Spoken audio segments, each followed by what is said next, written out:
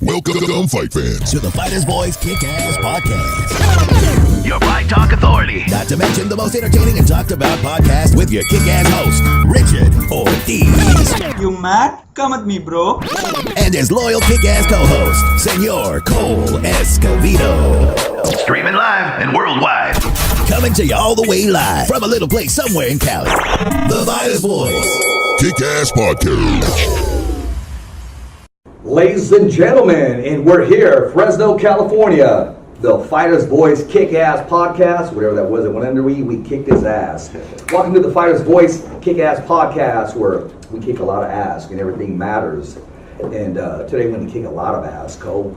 Coming up your way is the live stream team in collaborations with Mad Productions and Entertainment, which is the official studio home of the Fighters Voice in Fresno, California. And it's sponsored by who, Cole? Man, Dying Breed Apparel, Bobby Salazar. Speaking of our salsa, where is it? Ruben and they all ate it yesterday, man. KP, hey, you know what? Did you see what was in KP's refrigerator yesterday when you left? No, what? Dude, I didn't want to give this beer a plug. no, you already said too much. Yeah, I did. No, we've got Dying Breed Apparel. Like we said, Bobby Salazar Salsa as always. Yeah. Let's enjoy that stuff. That's right about that. Mad Production Studios, as you can see, this is our new home, guys. This is where we're shooting it from. They do all kinds of stuff for production, commercials, TV, radio. We've got it all here. This is a one-shop stop place. Mad Production Studios. It's on Shaw, too. Easy to find, guys. Back-Cave Boxing with Coach B. Hit him up on his Instagram, at Coach1971. Make an appointment today. Hit up that Back-Cave Boxing for 12 rounds. And there's the salsa! Oh my gosh. And as always, thumbs up for Richie Productions. Again, doing the dream kid, that's why we're here, man. Yes, sir. And then lastly, the new new sponsor we picked up, right right here in Fresno, dude. Yes, Yeah. right across from River Park. Hey man, tell them the Fighters Voice sent you, get your 10% discount. 10% discount, dude. For those of you that like tattoos, this is now an excuse. 10%. Mention the Fighter's Voice, you'll get it on the cheap. Exactly. Catch the live stream sample of this evening's show on the Fighters Voice official page, Facebook page. Make a visit to our website, thefightersvoice.com, or our YouTube channel and Instagram page at The Fighters Voice. Tonight's show is engineered by KP and the Invisible Man. At Cage Side, we have co-hosts with the most, the UFC veteran, the Apache Kid. I can go on and on, Mr. Cole Kickass Escovedo. He'll be kicking your ass the entire show with the Code Train fashion, with another segment of the Code Train, breaking down all the news in the world of kicking ass. Now, before I get started, I want to say thank you to the fight fans who's joining us on the Fighters Voice Kick-Ass Podcast. Tonight with us, we have the MMA warrior, the Pitbull himself, Mr. Even Solorio. He's both an officer and a gentleman, because his girl's here, so I got to pump him up a little bit. I'm sure she agrees. Yeah, she agrees. She's part of the show. I think it's the dog part more. Yeah. Bummer. Man has a big fight coming up at Tachi Palace. Richard Goodman, big plug for you right here. Tachi Palace Fights. So first he'll be kicking your ass on the show, and then he's going to kick some ass in November. Yes, sir. So I don't understand. He's going to kick your ass in the cage, and then arrest you and kick your ass again, and then kick your ass all the way to jail. I mean, you figure the two out. Enough said, ladies and gentlemen. Mr. Even Solorio, welcome to the show, my man. Thank you for having me, guys. Thank you. My pleasure, man. Thank you. We're gonna start getting like sound effects, like a keyboard when you say his name is like the Pitbull, you just hear you just hear a dog. Like we'll have DMX. Yeah, dude, we'll have something, dude. Yeah, we'll have something. You gotta get something, man. Nice. Let's cut right through it, man. I mean, this has been the talk of what's going on, and I wanted your take on this because you're an MMA fighter. You know, I got Cole's yesterday, but it's still hot, man. Khabib McGregor. Well, what's your whole take on the fight and the aftermath? Man, you know what? I called that fight from the start. I'm a striker. It's no secret. So I told everybody, it's going to come down to who lands first. Now, with Khabib, it's not so much the punch, even though he landed that big right. It's the follow-up. It's that takedown. It's who lands first. Is Conor going to land that big left hand first and rock Khabib or get his respect? Or is Khabib going to land that takedown? And if Khabib gets that takedown, can Conor get right back up? Because 5 minutes on the ground with a guy like Khabib on top of you, by the time that round is over, your arms are jello. You can't breathe. And that was the game plan. And Just burn him. Burn through his gas tank. And I told everybody, if Conor can't get back up right away, he's gassed by the end of the first. Second round, he's pretty much finished.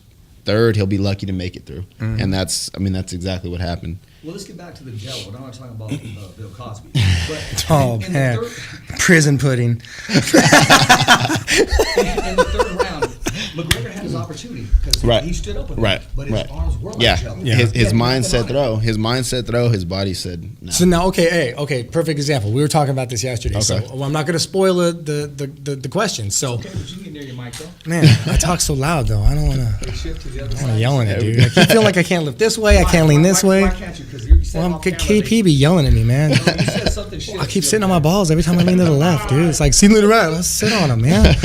Well, like I was saying, you saw McGregor's hands Right. and where they were. Right. Now, we asked the question yesterday on the radio show. What do we attribute that to? Layoff or That's just fatigue. That's just muscle fatigue. I mean, you see these guys, they go in there in the gym and they curl, 25 pounds 300 times. Mhm. And okay, that's cool. I've done it. It doesn't compare. Trying to keep somebody off you, trying to suck somebody back up when they're trying to take you down, when they're fighting, just over unders, trying to pull somebody back up. I mean, you just got to train that with like a heavy dude just trying to fall, and you just got to Exactly. hold him up. He stands a little bit, falls. Yeah. Exactly. Your arms are gassed. And in all reality, not even Dylan Donis can put the same pressure that Khabib's going to put on you to even simulate that. Yeah, So, exactly. You step away and you break away after those 5 minutes, and a minute's not long enough to recover. Nah. And it's the way he takes you down. Not only is he on top of you, I mean, his legs are Yeah. you talked Yeah, about triangles of anaconda. legs. Mhm. I mean, he's literally just taking the life out of you. Yeah, completely. And now you're trying to figure out, okay, do I block these punches to my head, or do I try and do a little butt scoot and use the Do I cage? protect the and pass? What do I? Exactly. He's giving me Am I- too much. Yeah. I Right. described it yesterday as an hourglass. It's slowly leaking away. That's exactly what it is. See, now we've got fatigue and we've got layoff. I went with the layoff. but Mine was I wanted a strategy. from experience, from experienced fighters that are in the cage. Yeah. So that's exactly what we have. So he could have been active in the same. It could have been the same Yeah. result. I mean, you look at anybody Khabib's fought. You look at, Tony Ferguson fought that night. It was a co-main event. Those poor guys got so overshadowed. Man, they did, and it was a great fight. But even Khabib fights Tony, and look what happens. I think the guy who had the best or the most success against Khabib was Ali Quinta. He was able to fight off some takedowns. He was able to use his wrestling to counter. He actually attacked a little bit and went in for his own takedown. Forced him to kind of strike with him. Yeah. Forced the feet, because now Khabib's worried, like, oh crap, well, this guy can actually take me down. So now I got to set it up more. So now that means I got to be on my feet and use my hands more, which gave Al the opportunity to land some strikes. And it just opened the door for things. I'm going to put a different hat on you. We went from officer, we went to MMA warrior. You're a matchmaker now.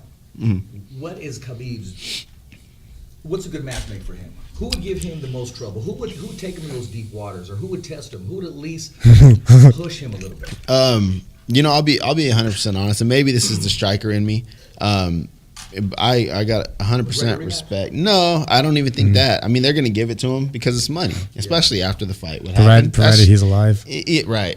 No, dude, he said some stuff that brought a lot of stuff to light that I don't think they wanted that much attention to a lot of some stuff. Stuff he said about some of Khabib's guys. Yeah. It like brought attention. Yeah. Unwanted. Unwanted it was attention. actually deleted off Instagram. I was actually looking for it to show a couple people what was said. Couldn't find it anywhere. UFC, Dana White, Conor McGregor's page, nowhere. I bet you that YouTube video I shared, I bet you that's gone. It might be. There's certain boundaries you don't cross. I think if you want to continue to breathe. right. And I think the best fight for Khabib right now, in my opinion, he's a boring fighter. He's a boring champion. He's dominant. He's gonna kick your ass. I mean, you look at even what he was telling Conor while he's beating his ass. Talk now. Talk now. Let's talk now. I mean, the guy is just going to maul you. But is he exciting? No. And I think that's something that's so huge in combat sports is guys want, promotions. People want an exciting fighter because there's a whole lot of casual fans. Let's be real. Nate Diaz agreed with you. He said the same thing. He said Right. he's boring. He's Nobody boring. wants to see that Right. shit. Exactly. He goes, I'll kick his ass. I know my brother Right. kick his ass. And that's a fight that I would set up. That's I would exactly what I was gonna say. would set up the Nate fight because Nate is dangerous off his back. Yeah. You get a guy who's dangerous off his back, and that kind that can of strike. right, and that makes things a little interesting. A guy like Conor's not going to submit you off your back. You know that going in, and Khabib has no Did worries. you notice for 1 second he looked for it? When Conor was on his I back think for he was a while? desperate. For 1 Yeah. second he was like, Yeah. He was desperate. Yeah. I mean, You'll look for anything to finish if you're Right. in that Cruise stage. control. Yeah, not even cruise control. You're in survival. That's survival. Yeah, that's just pure That's survival. survival. A guy who's never thrown up an armbar in his life is going to try and throw one up after he getting said, mauled. "Fuck it, Yeah. today I'm trying one." Because I'm he losing hopes already. you're Yeah. not thinking that, and he'll get lucky. Like, And I'm not going to do anything else. I'm not going to hit this guy on my feet because every time I do, I get taken down 4 anyway. minutes and 50 seconds is spent You're on a my back. matchmaker. Give me 2 fighters right now. Let's sell this thing. Let's put it on pay-per-view. You're in charge. You're working with Dana White right now. I'm going Nate Diaz or I'm going Alaquinta. Now, now you mentioned Alaquinta earlier. You mentioned the Kukui? Because here's the thing. Really? I don't think Alaquinta necessarily would have done well. I think Alaquinta was the first one to be able to implement that, force you to stay on your feet and see what happens. Exactly. Versus, I think the game plan wasn't to do that. It was just, let's just try to force him on our feet. So the game plan's been exposed. Exactly. Here's how you can beat Khabib, but the problem is, can you execute that shit? And the fact that now that Al has experience, he's felt it. He's felt what Khabib brings. He knows what works.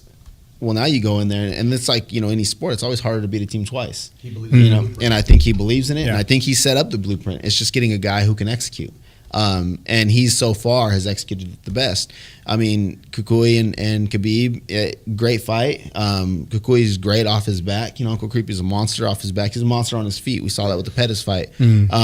But I still think Khabib is just too dominant. I think Khabib takes him down. I think he overpowers him. Like gatekeeper status almost is where Ferguson's kind of falling into right now. Yeah, and especially when it gets overshadowed. Right. People can't make you a household name. Exactly. Oh, man, we're not great even fight. talking about it. I mean, that says something. Great or a big man. Right. I mean, right after the last 30 seconds. Yeah, that big knockout. I mean, that's another good fight. Now we got DC fighting him. Darren Lewis or Derek Lewis. How do you feel about them just kind of throwing that? Like, I agree with it in the sense that he's not hurt. Right. He just came off a win. There's promotion momentum. There's fight camp momentum.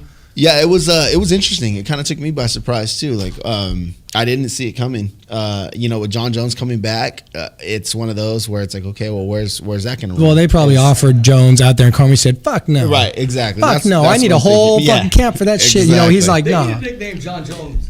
I mean, he's Jason.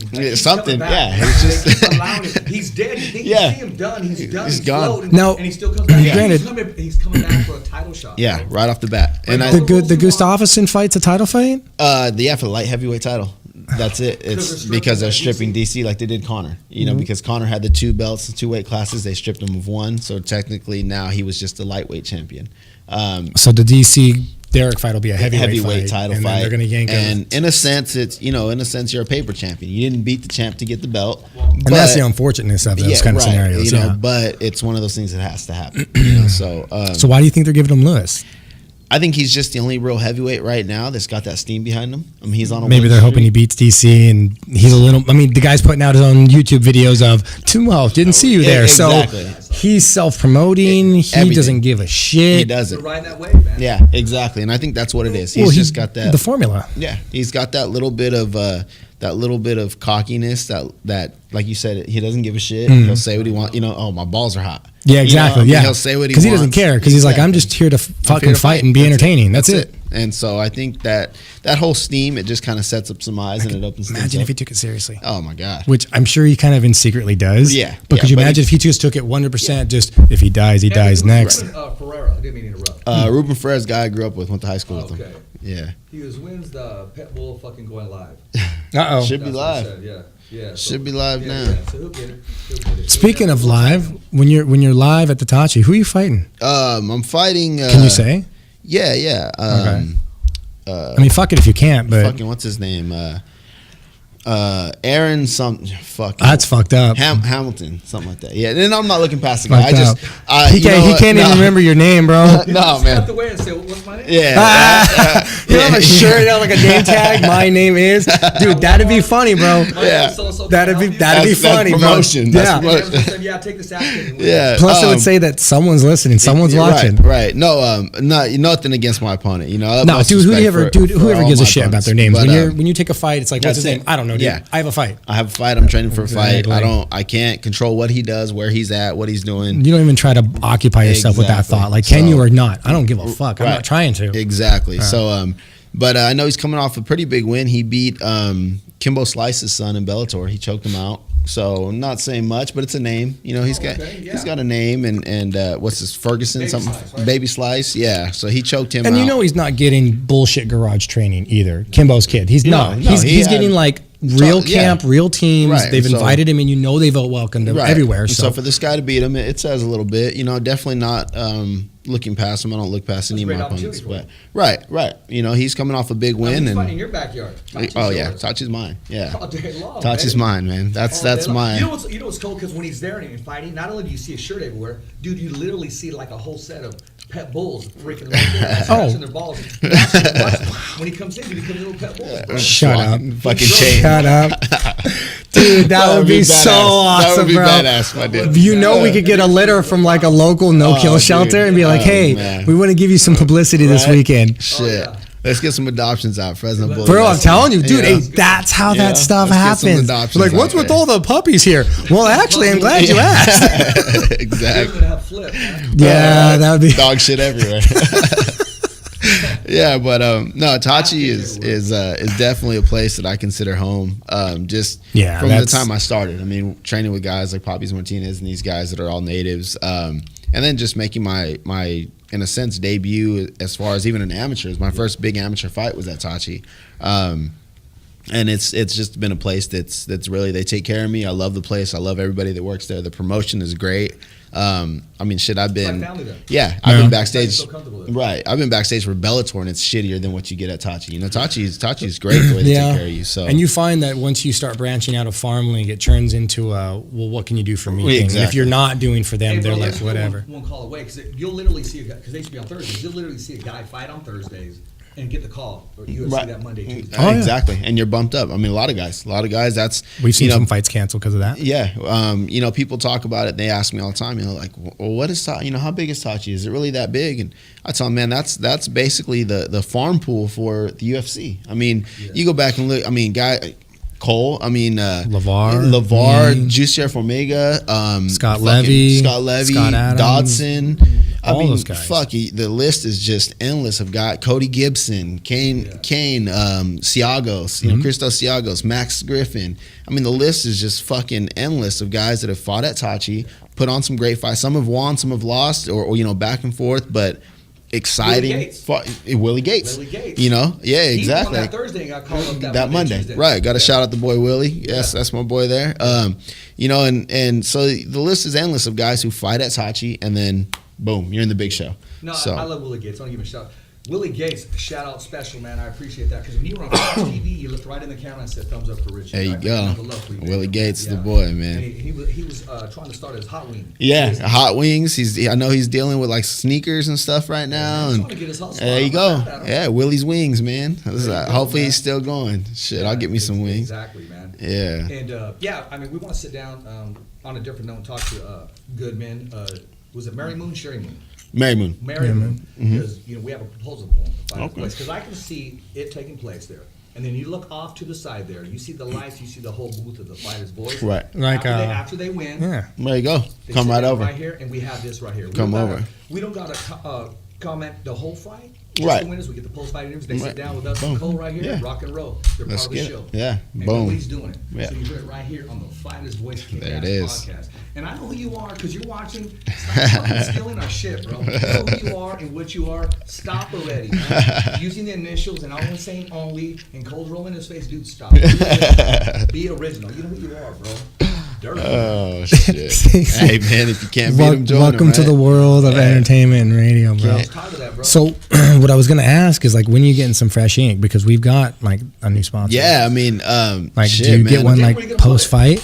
Yeah, no, you know what? Actually, it's funny. My artist, we were just talking, man. He's like, hey, when can you come in and pick out a date? You know, Peter, he's over at High Class Tattoo. You can find him on Instagram, X, Edge. It might be _Edge X.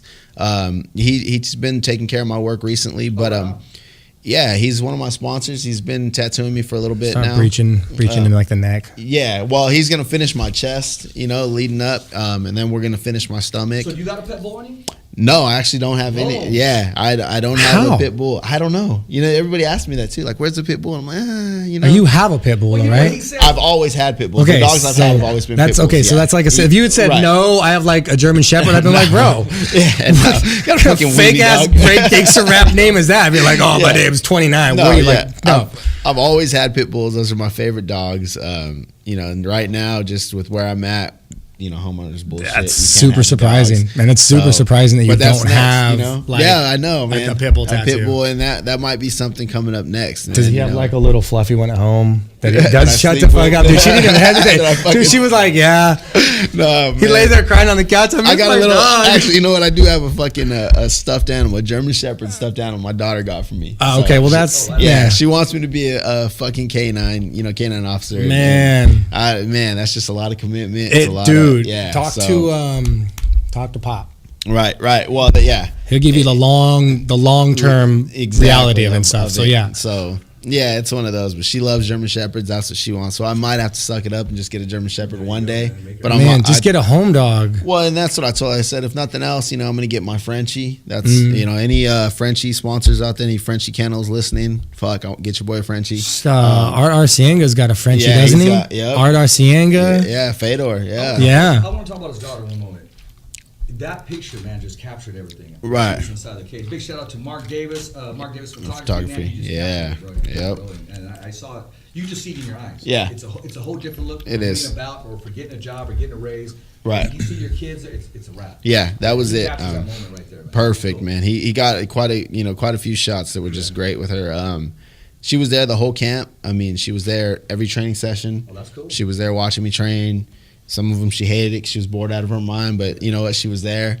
And we had plans after the fight, hey, we're going to win this and this is what we're going to do. And so she was all for it, man. And definitely he got best moments. And on a different note, Tachi, they take care of you a little bit. Yeah, Tachi's, like I said, they're good people, man. Tachi, if you win fights and you're exciting, man, and you show up and you got a big fan base, they take care of you. Yeah. Which really should just be the formula. I mean, if you show up and you don't win and you don't sell seats, right, and you're boring, like we'll use you as fucking filler on like the mid card somewhere. No, you need that. You need early fights.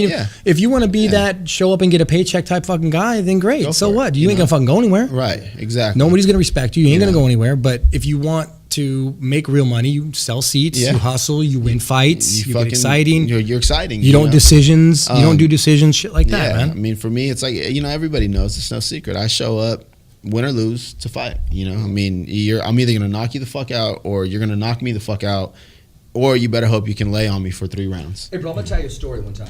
I went and saw your fights. I've seen you win fights. Yeah. After the fight, this other guy, you lost this fight. Right. And smoke was rolling with you. Yeah. And he almost pulled a fucking Khabib. Yeah. He was so pissed that you lost. He was, no, that's bullshit. He was getting ready to go over the cage. Yeah, His rest was going back and forth. Yeah. I saw the poster guy when he was promoting Smoke Show. And he was smiling with kids and stuff. That day. It was somebody else. Oh, it was somebody else. Yeah. And to him, that time, that's my boy right there. Right. Yeah. Anybody can get some. Exactly. Get some. Yeah, and there's there's videos, some of the highlights, and even in the fight video, the actual video, you can see Poppies Martinez. He's just running around the fucking cage, beating on the cage, yelling instructions to me. I mean, just going crazy. And I mean, that's the kind of guys that ride with me, man. It's good, man. And it's vice versa. You fuck with my boy. I remember when Isaac De Jesus fought Darren something. Darren Crisp? Somebody. Tall black kid? Yeah, Darren Crisp from back in the day was out of Rhinos camp. Right, he was out of Visalia, and he fought him, and Fine China. It fucking Isaac catches him with the knee to the gut, finishes the fight. Couple shots in the ground, they stop it. Darren starts saying, "Oh, he hit me in my nuts. He hit me in my nuts." So they restart the fight, and I'm thinking, what kind of bullshit is this? And then I start, you always got to think now something stupid is going to happen. Isaac's going to get caught. Some bullshit. You always got to worry about that. Yeah, because once they stop it for some reason and you're done, you shut down. Your brain will shut down. You're literally like, it's a chemical change. Yeah. It's science. It's your brain and it starts releasing different endorphins. Yeah. The adrenaline dump shuts down. You will start to feel fatigue kicking. Exactly. Lactose acid. Dude. And that's what we were fucking worried about. It's like, this is some bullshit. Now something's going to happen, And, no, same story. It gets up again, up against the cage. Isaac throws another knee to the gut. Bam, drops him. Same way. Boom, boom, boom. Well, a big ass fight happens to break out in the crowd. Yeah. And Isaac fucking Khabibs it. I mean, he's over the cage. We're all running. We're in a fight. We're throwing shit. It's Isaac's family. I don't even know who from Visalia. I mean, Coach Rudy Cruz was in there. I mean, we fucking just boom. We stormed the crowd and we're going at it. And that's the way we are. I mean, and I think that's how all fight teams are. And what Khabib's team did and the way they reacted, hey, they're just riding for their boy. I mean, they got their boys back, and if you bleed, like these fight teams do with each other. You sweat like this. You go through hell. You cry together. You win together. You lose together. Fuck, you better be there riding with me when shit goes down. If not, why are you on the team? Exactly. And see, that's the kind of feedback that I want, because you get the feedback from the press, you get the feedback from the media, you got the feedback from the dude sitting on the fucking couch drinking beer. Exactly. But I like to get the feedback from the guys that are inside the cage, blood, sweat, and tears. Exactly. And these are the your whole brothers. nine. So, this is a perfect opportunity to ask you this question, which, but by the way, nobody hears about that kind of stuff because there wasn't social media really back then. Right. It wasn't really heavy. So, this isn't new. Yeah. This shit has been going on for the last decade and a half, dude. Right. But what I want to ask is perfect opportunity, because you were saying with the picture with the daughter and stuff. Yeah. What's your take on it? Had your daughter been in the crowd? Well, now that's a different story. So now if my daughter's in the crowd in that area, I mean, you know, I got to watch what I say, but no, I know, but like a lot of bad shit could have happened. Exactly. It's a different scenario when you right. start thinking about exactly kids in the crowd. This right. has always been my thing and don't get me wrong. Right. I've never been a firm supporter of we wins there, just for the fact that you get some dumb motherfuckers out there, dude. You do. You get some dumb motherfuckers out there. They'll just start do. whipping out a knife or a gun. They don't give a fuck. Yeah, so it's like they're just stupid guys. And it's one of those where, you know, you definitely, I think if you can sit back and you can kind of really rethink it, oh, fuck, it's not worth it, you know? Yeah. Some shit talking.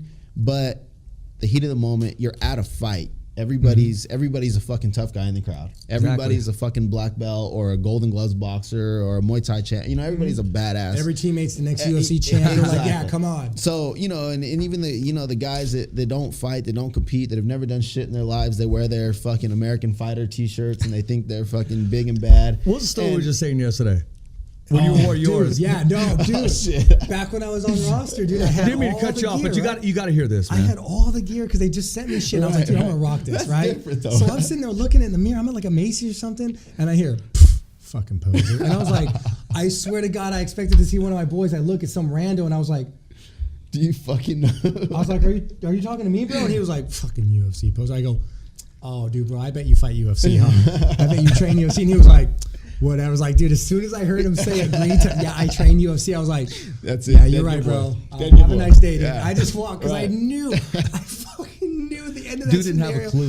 Was this. He walked away from an ass kicking. This going, tuck my head, please. Yeah. Like, I knew that's Throw how a fucking shirt over. Exactly, pull my shirt bro. over. Right. All right. Ask Kenan Barao if I train UFC. Right? You know? Ask Kenan Barao if I train UFC. You know? But it was just the most surreal thing. So, but you do see those guys totally doing that. So yeah, and you always got to worry, you know. But again, heat of the moment, everybody's hyped up as it is. Especially if your boys are fighting, you're hyped, you know. And if your family's in there and you're sitting in the crowd, you're hyped. Yeah. I mean, shit, I wouldn't put it past my mother to take a beer bottle to somebody's head if shit crashed. Oh hell yeah! You know your pops, dude.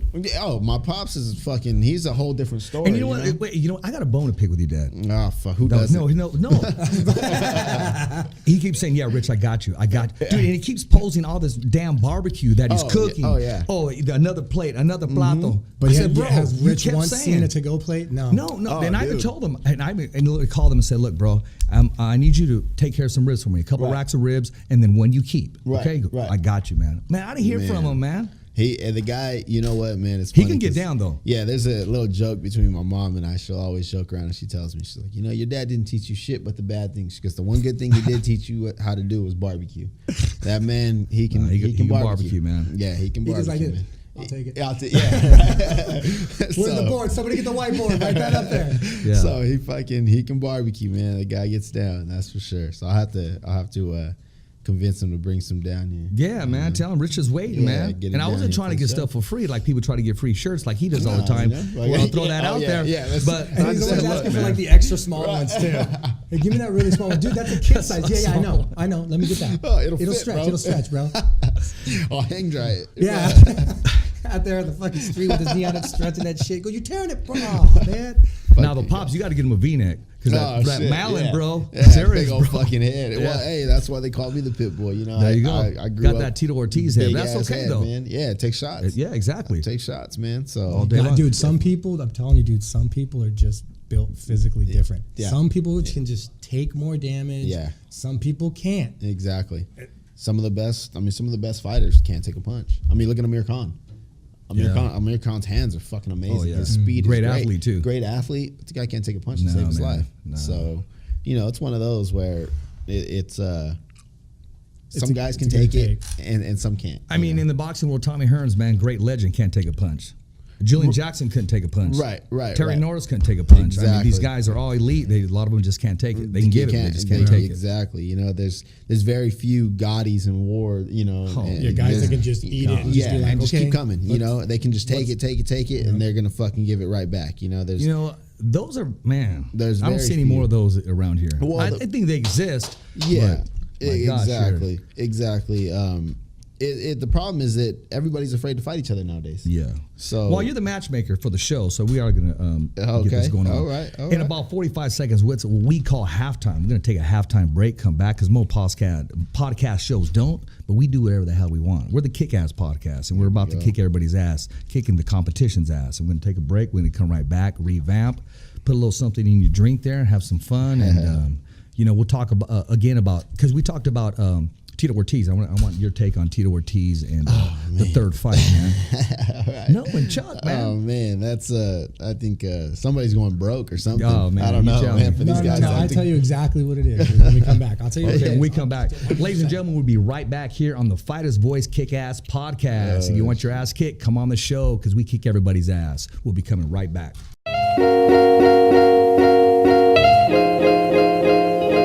Hey guys, it's Coltrane from the Fighter's Voice. Don't forget, if you want to grab yourself a t-shirt, we're giving these away for $25 a piece.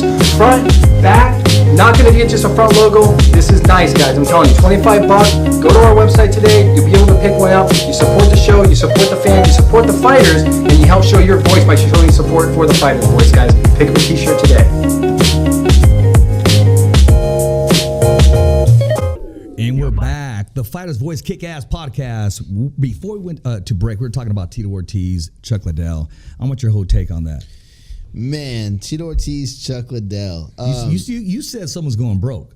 I mean, shit, that's what you see these guys that come back for one big fight. You know, usually you figure, well, fuck, he's got to be broke if he's coming back to fight. You know, but I don't know. I don't know what their plan is. I don't know what angle they're trying to take, or maybe it's it's not even with Bellator either, right? It's with Golden Boy or something. Golden Boy Productions, Oscar De La Hoya. Yeah. So I don't know. I mean, maybe his old fishnet wearing ass is thinking about doing some sort of. Oh my God! Did you go there, bro? I did. I fucking did. I can't. It's funny, man. Since I've been a kid, I've never liked De La Hoya.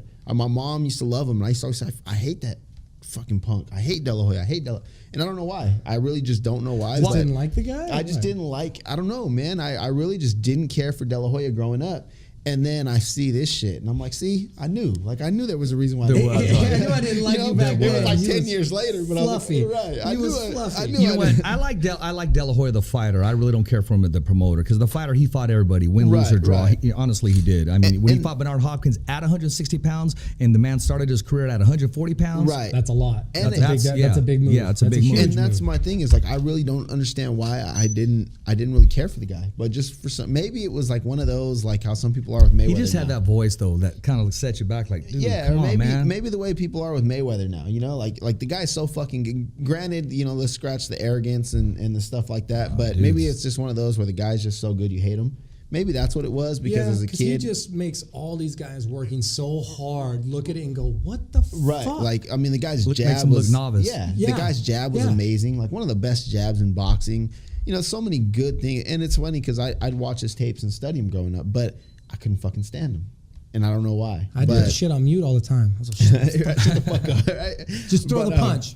So I don't know what their plan is or what their angle is with the whole Chuck and Tito thing or what. But Chuck's in shape, man. No, he is. And he was down here in Fresno. He was at Dethrone. He was training there, and I mean, I see it going the same way. Dwayne, if you're watching, dude. Yeah, Zinkian. Dwayne, I'm really. Just tell me when he's coming back into town, bro. Do me a solid, please. Just come on. Yeah. Man, but I see it going the same way. I see Chuck knocking Tito out. TKO at least. Tito's never been able to stand with really anybody. Yeah. It's never been his strong suit. Point. He's never really been able to stand with anybody. He throws a punch like a 10-year-old girl or something. And granted, not all 10-year-old girls throw punches like that, because some of them are there's some badass little girls out there. But he doesn't really. You can tell he's comfortable. He's a fish out of water. Jenna. Oh yeah, Jenna. That little girl. She's little shout out. Actually, she's the one I was kind of referring to. I just couldn't remember her name. She's a little badass. Jenna Creason. Little badass. Yeah, she's that's bad. what I'm gonna call Gotta her. have you back on the show. Gotta have you back on the show. And her pops is awesome. Nice guy, man. Yeah, and but I see it the same thing. I don't think Chuck or Tito can really take Chuck down. Chuck's a great wrestler too. He just never really had to show it. The only one who really exposed him was Randy. But, you didn't really see much Chuck's wrestling. He was literally spanking him. You remember that? Yeah, he actually making fun of him. He clowned him. No, actually, Tito. He spanked Tito, right? Yeah, spanked Tito. Randy. Yeah, and it's one of those where Chuck's wrestling's great, and it doesn't matter, man. You look at these guys that have been out of wrestling or off a wrestling mat for 10 years. They still That dude, he doesn't get taken down, man. They still fucking have it. So I think he's gonna knock Tito out, and they're gonna both collect the check, and then whatever the master plan was De La Hoya had in mind or whatever, they're gonna try and run with it. So there you go. Maybe a senior tour or something. Yeah, we'll see what happens. It's a bunch of fucking money, right? And somebody whispered in his ear and said, "Hey, Oscar, it'd be a really good idea if you got into MMA." Right. And he said, "Dude, I got a great idea. Here's what we're gonna do. We're gonna get into MMA." That's all that's happening. Yeah. He's gotten the opportunity, the money. I've seen some stuff floating around about politics and direction, drive, and desire into that. So this really might just be his fucking PR stunt to drive his name back up into the word of social media and start building that train of, what's he talking about? You got to remember, when you become a promoter, it's, hey, there's, you're not limited, okay? No, So he's there to promote. I mean, look at we're promoting the salsa right here. But let me tell you, since we're on this here right here, Bobby Salazar's, this will really knock you out. It'll kick your ass and knock you out. Whenever you're having a good time, go to Bobby Salazar's, get the salsa. There you go. Okay, and we got the Pitbull. So when we watch the Pitbull, we're gonna be watching the Pitbull kick some ass with the Bobby Salazar salsa all day long. All day long. There we go. Bobby Salazar's salsa. Did I say it enough? Bobby Salazar's salsa. Yes, there it is. Nice sponsor. Have a beer when you drink it, because it's a spicy one. Yeah. I don't drink, so I have like soda, but it's like you eat it. Yeah. And you eat a couple more chips, and then it's salty, it's spicy. You're like, okay, I need some now. Yeah, it starts to kick in. Yeah, it starts to kick in. You're like, shit. Right. Exactly. Start wiping your forehead. Like, what were you saying? There what happened? There we are. I do want to say this, man. And I was waiting for it. And is it too late or what? You had options, man. Yeah. I mean, I thought you were going to become a boxer. Yeah, that was kind of the plan, man. We we had somebody in mind that we wanted to lace them up with, and we wanted to trade some leather with. Yeah, I heard that name too. I was definitely, I would have been wearing a Pitbull shirt that night. Yeah. I just wanted to shut his mouth, but somebody else shut it for him, and that's kind of gone out of the wind. But commission wouldn't allow it. He had a lot more fights, and it's just the way it is. Granted, I fight in fucking 3-ounce gloves. You fight in 10-ounce gloves. You think I'm afraid to get hit in 10-ounce gloves? Yeah, I go, what? You've never been hit? Yeah, like I'm going to hit you. You've never eaten a fucking knee. So when you said they wouldn't sanction it, so you literally was getting ready to say, let's see some paperwork, let's make it happen, which would have been your pro debut against his other fights. Against this guy with, whatever, 10 fights, however many he had, and his little fake championship belt, whatever fucking belt that is.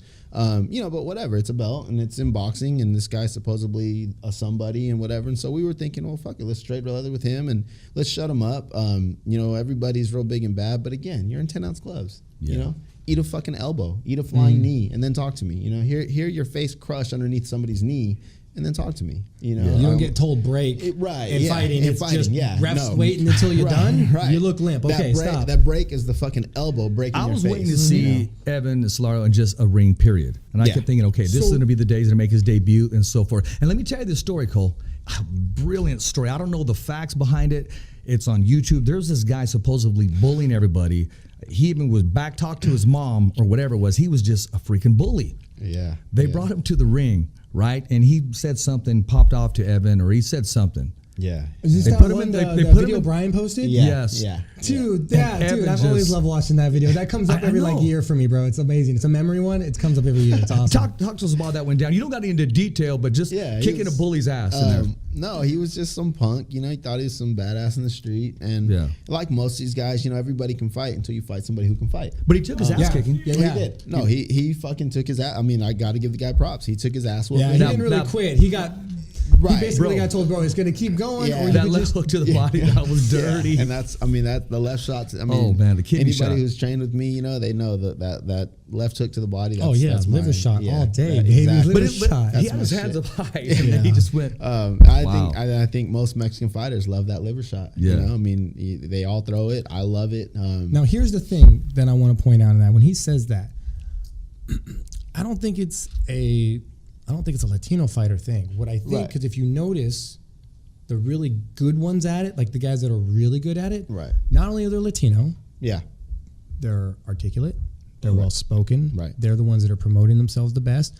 I don't think it's necessarily a Latino thing. I think it just happens to be they're just cerebral fighters. Period. Yeah. They're thinking, why punch you in the face the whole time? You have 1, 2, 3, 4. Use all your tools in the box. All these places I can hit you to stop this thing. Right. Yeah. And I mean, by far the liver is the worst. Oh God. I mean, you get fucking knocked out. You don't feel anything. You wake up and you're like, what happened? Fight's over, bro. Oh shit, what happened? You got hit with this. Okay, fuck.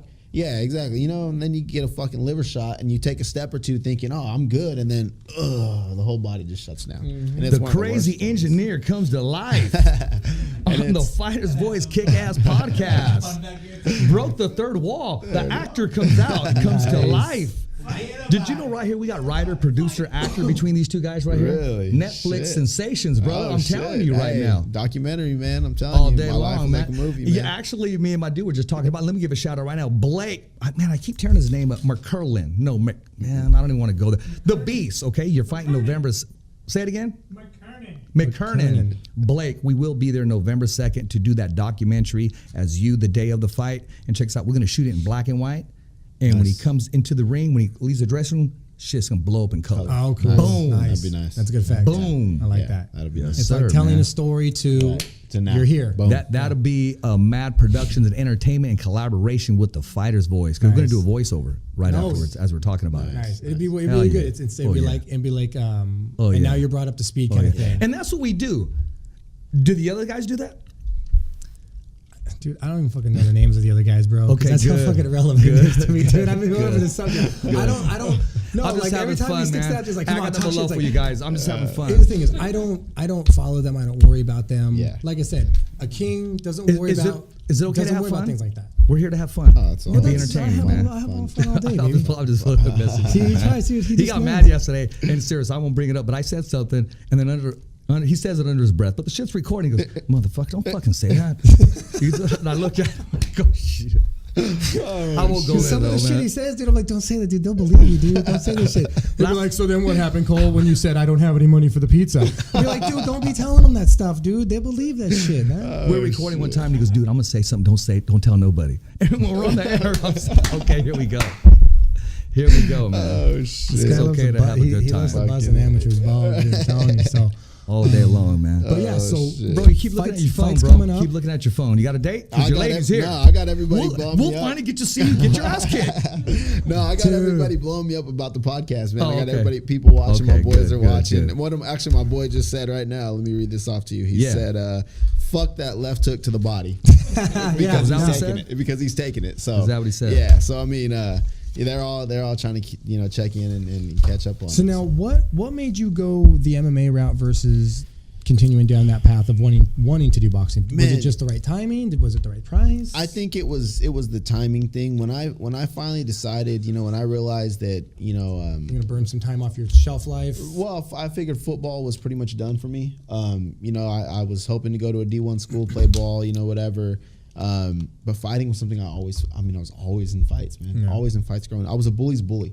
You pick on somebody, I'm gonna pick on you. Yeah. And karma, bitch. Exactly. And so I was always in fights, man. And when I finally realized I had an opportunity to play some ball somewhere, I got into a fight with some little gangbanger. I got expelled from school. I missed my junior season. My team ends up winning Valley that year.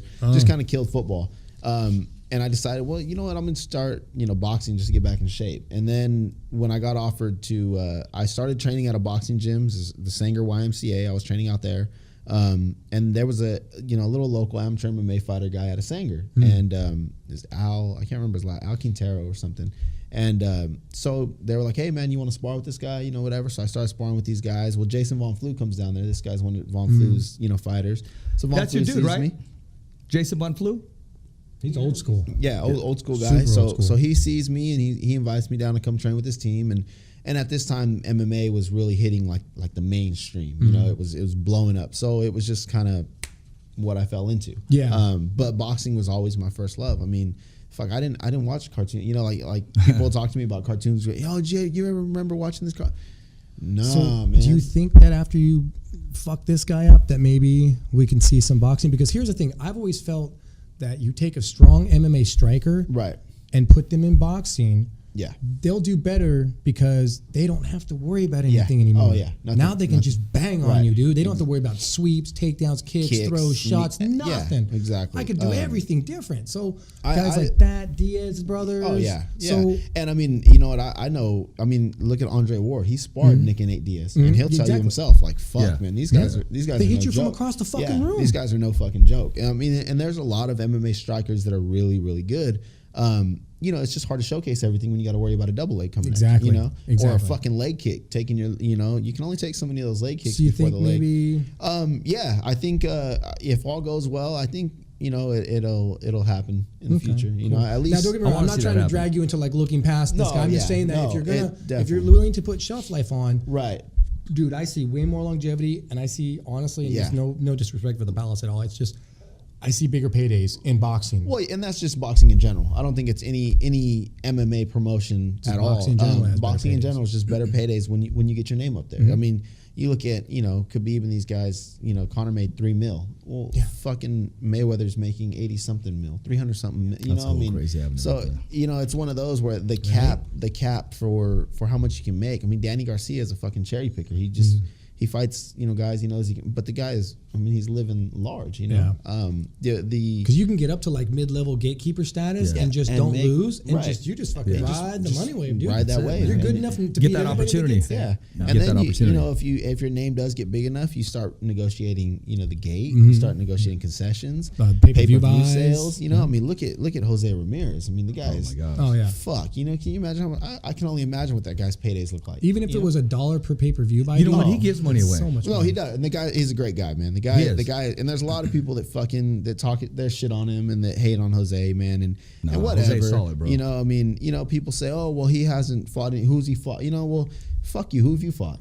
Yeah, and that should be the immediate response. Right. Well, he is the WBC super lightweight champion of the world. And anybody that you want to make last in this sport, yes, you're going to take care of your record a little bit. Yes, you're going to build these guys because then if not, you get guys that you fucking throw into these fights too soon. They don't belong in it. You know, Canelo versus Mayweather. It was too soon. I think that fight happened again. That was brilliant in Mayweather's because he saw him green. He knew it. He was green. He's only getting him now. Exactly. And you know, you get him in there now, and I think it's a little bit different story. I think Canelo hangs a little better. You know, I think there's more danger for Mayweather. Yeah. But you know, they're doing the right thing by building the guy up, letting him get his experience, letting him get those rounds in. The competition is getting tougher and tougher every fight. I mean, on that note, because of him, Fresno is relevant in the sport of boxing. Big time. These young guys that are coming up, they're now relevant in the sport of boxing. We've never had ESPN. We've never had Top Rank here. I mean, this is all Jose stuff, and of course Rick Morrigan pushing it. Oh yeah. But at the end of the day, Jose is the one lacing him up. Yeah. He stopped his last guy. This most recent. He stopped it, right? So I mean, how do you? And that's the a guy golden was boy like guy. 27-0 or and something that's a like golden that? boy fighter. Yeah. So it's like, how can you say who have you beat? Right. Dude, what else does he have to do? That was a Defend his great belt fight. against an undefeated guy? Like fucking come on. Yeah. So it's one of those, man, where I think the longevity of it is what they're looking for. You know, let's keep this name going. Plus, it's not a short ride; it's a long run. It's a smart manager's move too. This is so much potential to make so many people so much money. We need to make sure we take care of this correctly. The mad scientist, man, the guy behind it all. Exactly. Hey, I do want to say this in case I forget. Jacob Vega, thank you for showing the love, man. I appreciate that compliment on our YouTube channel. He said something to the effect like, finally, there's a show in Fresno, California, podcast that's kicking everybody's ass. Man, plain and simple, period. With the voices, with the video, with the whole setup, man. I appreciate that, man. Yes. We're giving it our best. And there, you know what? Fresno has a lot of talented radio hosts out there. They got a lot of avenues out there. They got great podcasts out there. Joe Soto, MMA Math, man. Giving you a big shout out because you'll be on the show next week. So can't wait to have Joe Soto on there. No, Joe's fun. Good one. Yeah, did you know we started a podcast? Yeah, I just started following their Instagram page and MMA Math, and that's awesome, man. Now, how's it spelled? Is it MMA Math? I think it's or is it MMA TH? I think it's a like MMA _ math or something like that. Yeah. I'll have to double. I'm just trying to vision. You've been around Soto, huh? Oh yeah. Hey, isn't he a practical joker? Oh fuck. Oh dude. The first time we went in, and I already knew him. Right, we went in there. The whole team went in there. I said, "Dude, don't turn the camera off. Keep it rolling." Because in the middle of a session, he'll just get up, start dancing, or just start doing. He'll say something. Oh, the guy's just dude. You'll fucking find, hilarious. dude, some of your better fighters in the world, bro. We're just fucking oddballs. Yeah. It's how you mentally deal with what you're about to go do. It's it's like I always say, man. If you're not having fun doing this shit, you're done. You're done. Your mind's not in it. Nothing's in it. You don't want to be there. You're done. This sport only gives you what you give it. And if you're half-assing it because you don't want to be there, well, guess what you're going to get? You're going to get half-assed Like results. if you want to know if you have work ethic or not, you go fucking fight. Because trust me, you have a bad day at your job, you maybe get yelled at, written up. You have a fucking bad day at our jobs, you get beat the fuck up. And it's a wrap. Dude, it's not just a day. You could be hurting 3 weeks from now. Right, yeah. Just because you didn't do your job. Bro, I feel you, bro. Completely. I do, man. I really do, man. Shit just wasn't for me. Had knuckle problems, man. She lived in Canada, man. I don't know her too well. Hey, that's my fucking worry, man. There's got to be it's a wiring problems, thing, man. dude. It's a wiring thing. It is. You gotta have a few screws loose, definitely. You gotta have you're saying is the problem. Yeah. You're just fucking saying you're normal. You're fucking you're a fully functioning normal guy, man. And we're just a little bit off. There's a story to tell. One day. It's all good though, you know? Yeah, I'm here. We're fucking to be a fighter, man. Go through a fight camp is hell. You know, so going in this fight, what weight is this going to take place at? This one's going to be at welterweight. It'll be 170 pounds. So I'm actually... It's a good one up. I'm coming down from the last fight, which was, on a week's notice, catch weight, because the guy couldn't make weight, which he's never been able to, which is why it took so long for that fight to happen. I mean, me and that guy have been at each other's necks since the amateurs, He could never make weight. I was willing to forfeit my amateur title just to fight the guy. I didn't give a fuck. I just wanted to get in the cage with him. Got underneath your skin? Oh man, I just hated him. I hated the disrespect he threw out towards one of my teammates when he came in like 8 pounds overweight. And fought our guy. And our guy was no punk. Rest in peace, Andy. He showed up and he still went out there and he banged it with this guy. But this guy was huge compared to him. And then after that, just a whole lot of disrespect, flipping people off, and then he starts pointing at me doing this shit, and from there it was like, all right, game over, dude. That's a wrap. Huh? Yeah, you just painted a fucking target. That's on all yourself, you dude. fucking did. Yeah. That's all you fucking did. Like you painted a target, and sooner or later I'm gonna get your ass. And it took years, but I got him. That bull, man. Yeah, and it fucking took a whole 28 seconds of all the shit talking. He's gonna show me how to box. I saw that, man. Coach B sucks at boxing. He doesn't. Whatever. Well, fucking okay. Well, put your money where your mouth is. I like Coach B's style. Yeah, it's different. It's not for everybody. No. I want to say it's like a mixture of cardio, boxing, trivia. Because you never know what he's going to freaking do. Yeah. And if you walk into his cave, and we got to bring him in here, every single thing that you see hanging or displayed, he uses. It's just not for looks. Yeah, it's definitely right. It is, and it's got the old school feel, which is why I think we love it so much. Yeah. It's you go in there and there's nothing fancy. I mean, there's none of these fancy ass machines. You got a heavy bag, you got an aqua bag, you got a fucking double end bag, you got a speed bag. You know what you need, and that's it. And you got a couple medicine balls. He's got his pads, and you go to work, and it's never an easy day in the cave. You never know what you're going to get. It's not like you can go in there, show up, and, I know what I'm going to go through today. No, because that right there is the science behind it. You got to shock your body. If you constantly know what the training's going to be like, you're like, I know how to cruise through this.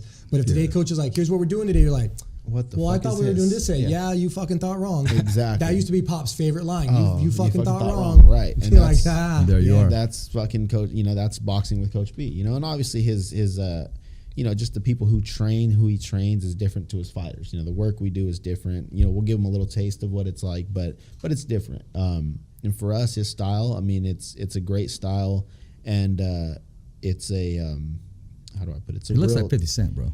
Oh, fuck yeah. Don't he? Yeah. A combination of 50 Cent and Terrell Owens. There you go. Oh, yeah, T.O. I didn't even think about that. Yeah. Yeah, fucking T.O. There you go. Because the first time the picture was posted, I was like, 50 Cent was in Fresno? When did that? I mean, no, really, bro. I was like, what the? Oh, shit. With the serious, bro. had the drill hat on his shit. This is when he was with Smoke.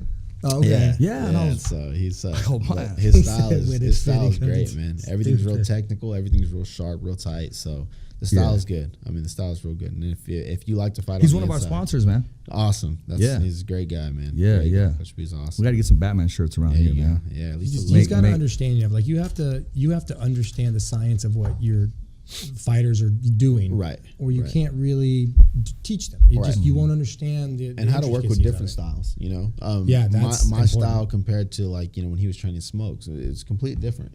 Completely different styles. Smoke fought more like a black fighter. Where I fought more like a Mexican fighter.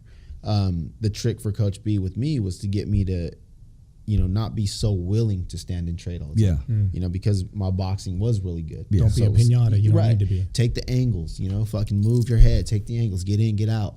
And then when you start getting the guy hurt, then when the fight gets to that level, then you stay inside and you bang and you go punch. Tired. He won't hurt you now. Yeah, and so that was my biggest thing was I was just always so willing to stand and trade. You know what? When is Smoke going to fight again? I was disappointed. He should have been on these Fresno shows. I don't care if they were big, small, or medium. He needed to go on there and knock these dudes out and get back in there. It. There's talks of something coming up, man. I don't know if I can really say what I know about it. So, but there's talks of something he's trying to work on. I know the people you know. Right, exactly. So it's all good. It's no secret. Yeah. So I wish he would have been on the Contender. Yeah, that would have been good. That'd have been some good exposure. I think had he won maybe his last 2 fights or something, he would have had a shot. But fuck, that's fighting, man. That's the I don't know, the beauty and the ugliness of fighting is you can show up 100% ready to go and do everything right. Yeah, it's just not your night. I do want to say this. I want to give a plug right here. I was talking to Andre Ward, and it was in where were we? In Oakland? Arco Arena. Yeah, Andre Ward was talking to him. And I was actually, we talked about some other things. Then I started talking about the Contender. Right. And he had some people waiting for him. But when we started talking about the Contender, they can wait because we were there talking. Right. And I was talking about Valdivia and Madman Mark Hernandez. Yeah, we got enough time. Madman Hernandez. He goes, so what'd you think? And I said, man, that was a good fight. It was a close fight. Yeah. I said, I know Madman respects Valdivia now. Oh, yeah. And Valdivia, that was unfortunate what happened. I wish they would have went one more round. But you know what? That was good for Fresno. It was good for our athletes. Yeah. And I did ask him this. And you don't got to comment at all. I did ask him this. I said, why wasn't Kilo Madera invited there? And he said, I don't know, man. I don't know if he put in for it or what. So I asked him this. I said, how would have Kilo done in the house? He was, oh, man, Kilo would have got his.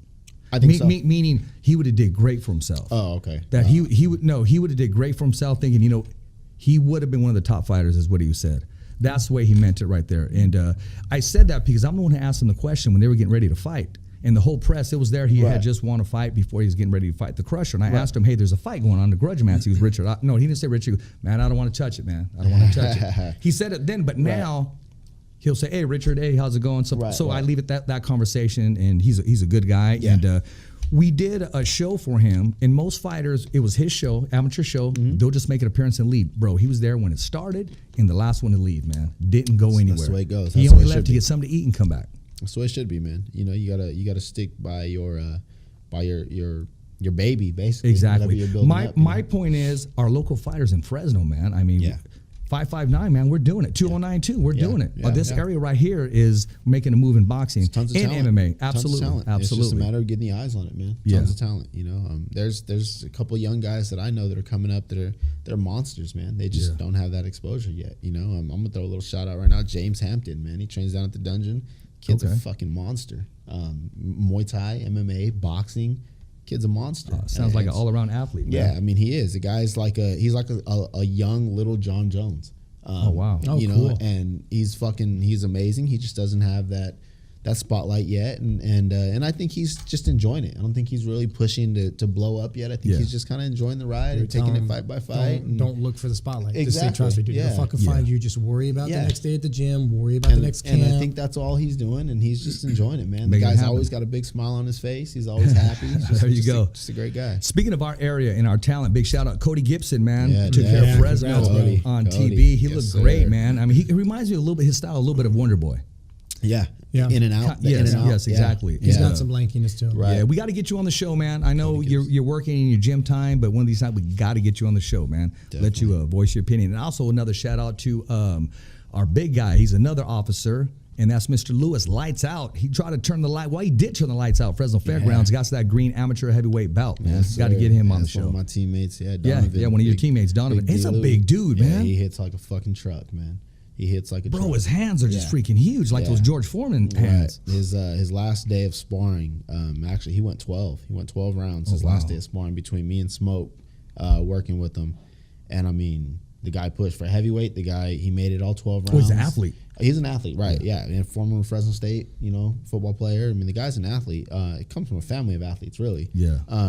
But man, I mean, I'm still feeling it. I'm still feeling the effects of that sparring. That was like over a week ago. So we went at it and we banged and we definitely left it in the gym. I mean, that's good stuff, yeah, man. There's no way an amateur was going to give him what we gave him. No, that's good stuff. Since you're still heavy in sparring stuff, right? A lot of fighters have been tossing this around, and it's always coming up at its topic. Right. How do you feel about the sparring before fights? Headgear, no headgear, go heavy, go light, but get the rounds in. Like, where do you see it? Because I've seen a lot of fighters starting to lean towards more sparring, but not as intense. Yeah, and I think that's the key to it, man. I mean, I've actually some of the fights that I've had where I've literally performed the best, I did absolutely no sparring. Because you can hit the pads in the mitts hard and know that it was just a lot of drilling. Light drill sparring, everything. You just fucking hit them hard when it's fight time. Exactly. You can't do that. Yeah. And it was just all drilling, combos, action, reaction, movement. And that's really, most of what we did. And I think it's good. It's like you said, longevity. I was going to say, start extending some shelf life, less concussions, less brain injuries, less, what was your birthdays? Shit like that. Exactly. Hey, my man, in about 20 seconds, I'll give you 30 seconds, man. Show some love to your sponsors that help take care of the Pitbull, man. Oh, man, there's so many. Dr. Batista, Dr. Guzman. Oh, yeah, all day long. Yes, sir. Those are my guys right there. They make sure that I'm doing good and this body's working right. I just got hooked up with Doghouse Grill here in Fresno. I saw that. Yeah, awesome place. Matt, thank you again. Got another place that I'm talking to. I'm going to go ahead and just throw them out there. Tap and Cellar, if you like good beer and live music. Great place to check out. I've got, my gyms, obviously Roots Jiu-Jitsu, Coach B, Back Cave Boxing, One Kicks Gym in Visalia. Everybody helping me out, man. The sponsors, I got so many of them. Doc's Gym, Jody Morgan's doing my strength and conditioning. Dr. Joe Martin does my chiropractor work, takes care of me. So, I mean, just so many. I'm so grateful for all of them, man. And you know what, man? We're grateful. We're grateful for you, having you on the show, because I know you're getting ready to do some things right here. As always, I dedicate this show to my son. Te quiero mucho, mijo, with all my heart. Because of you, we wouldn't have this show. It's a wrap here, Fresno, California. Thumbs up for Richie. Thumbs up for Richie, baby. Okay, fight fans, it's not goodbye, but until next week. Remember. It's always voiceography at its finest. So on behalf of Richard Ortiz, Cole Escovedo, the special guests, and all the crew right here at the Kickass Podcast, saying hasta luego, babies. And always, thanks for listening.